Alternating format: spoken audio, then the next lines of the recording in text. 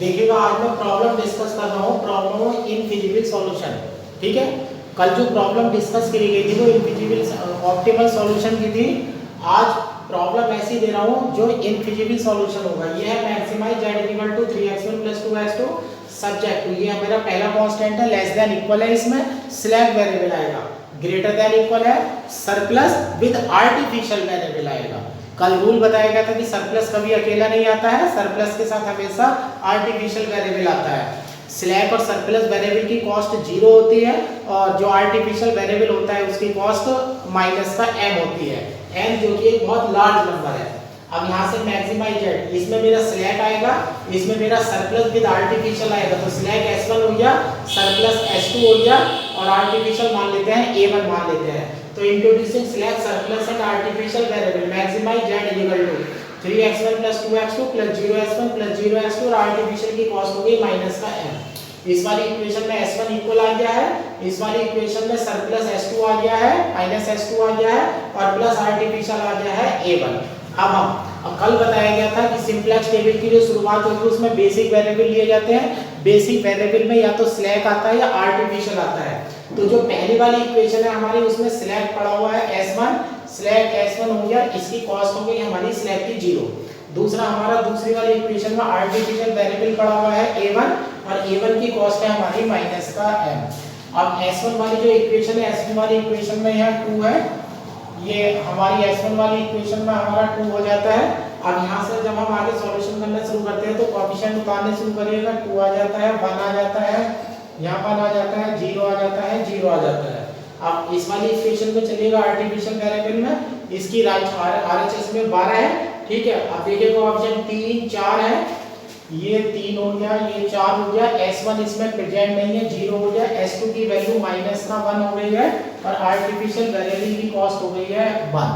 ठीक है, अब अपना आइएगा ऊपर सीजे वाली टेबल में चलते हैं, 3 2 0 0 माइनस m, 3 2 0 0 माइनस m, ये मेरी कॉस्ट माइनस m हो जाती है। सीजे माइनस जेड निकालने चलते हैं, ये 0 हो जाता है, इसकी मल्टीप्लाई करते हैं तो माइनस का 3m बैठता है, 3 में से घटाते हैं तो ये हो जाता है 3 + 3m हो जाता है, ये 0 हो जाता है, -4m, तो यहाँ से अगर घटाते हैं तो ये बन जाता है 2 + 4m, ये आइडेंटिटी का कॉलम है, 0 आ जाएगा, यहाँ 0 हो जाएगा, ये m, 0 में से m घटाएंगे तो ये -m हो जाएगा, ये आइडेंटिटी का कॉलम है, ये 0 हो जाएगा। अब m की वैल्यू थोड़ी देर के लिए आप 100 समझ लीजिएगा, क्या समझ लीजिएगा 100। अब यहाँ पर देखिएगा 303 बनेगा, यहाँ बनेगा 402, तो ये मेरी सबसे बड़ी वैल्यू है, सबसे बड़ी वैल्यू है, ये मेरा इनकमिंग वेक्टर हो गया। अब इनकमिंग वेक्टर है मेरा x2, तो यह मिनिमम रेशियो में हो जाएगा x2। अब डिवाइड करते हैं, देखिएगा 2/1 हो जाता है, 12/4 करते हैं तो ये आ जाता है 3। ठीक है, अब ये मिनिमम रेशियो 2 है, ये छोटी वैल्यू है, ये मेरा इनकमिंग वेक्टर हो गया और ये मेरा आउटगोइंग वेक्टर हो गया, इसका अब मेरा की एलिमेंट हो गया 1। अब देखिएगा मेरा आउटगोइंग वेक्टर देखिएगा कौन है, s1 है, s1 मेरा आउटगोइंग वेक्टर है। तो जब अगली टेबल बनेगी तो उसमें से ये जो वेरिएबल s1 है वो हट चुका होगा और इसकी जगह आ चुका होगा s2। अब अगली वाली टेबल में चलते हैं, ये कैसे है, 3 2 0 0 -m। ठीक है, अब s1 वाला वेरिएबल हट जाता है, इसके वेरिएबल x2 आ जाता है और इसकी कॉस्ट है 2 रुपए, यहाँ 2 हो जाता है और यहाँ a1 आर्टिफिशियल वेरिएबल अभी मेरा मौजूद है, a1 इसकी कॉस्ट हो जाती है माइनस का m।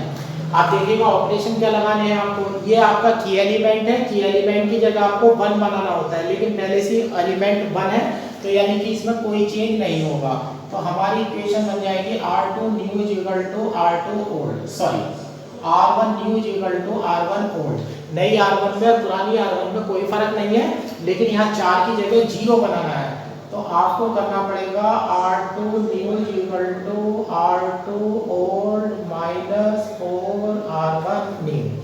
अब r1 वाली में देखिएगा, r1 वाली में चलते हैं, इसमें कोई चेंज नहीं है तो ऐसी कैसी हो जाती है, 2 2 1 1 0 0 हो जाता है।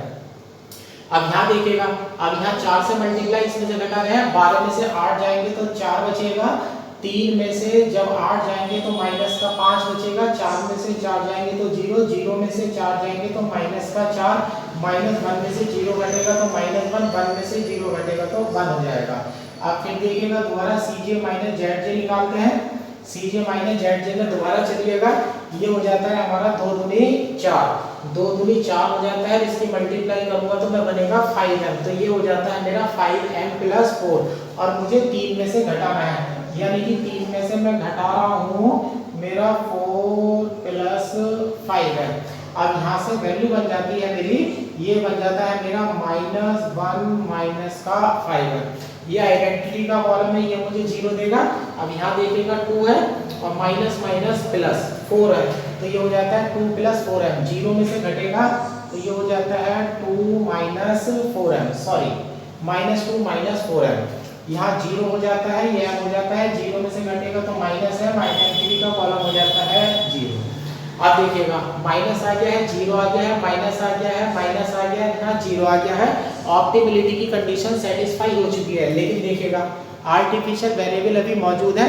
अगर ऑप्टिमिलिटी की कंडीशन सेटिस्फाई हो जाती है और आर्टिफिशियल वेरिएबल मौजूद होता है तो ये केस बनता है इसका इनफिजिबल सॉल्यूशन का। तो ऐसे केस में लिख देते हैं हम Cj minus Zj less than equal 0, condition of optimality is satisfied but artificial variable A1 is present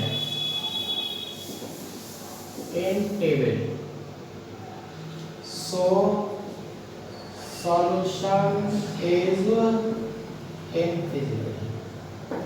ऐसे केस में आपको इनफिजिबल सॉल्यूशन प्राप्त हो जाता है। ऑप्टिमिलिटी की कंडीशन सेटिस्फाई हो चुकी है, लेकिन आर्टिफिशियल वेरिएबल टेबल में पड़ा हुआ है।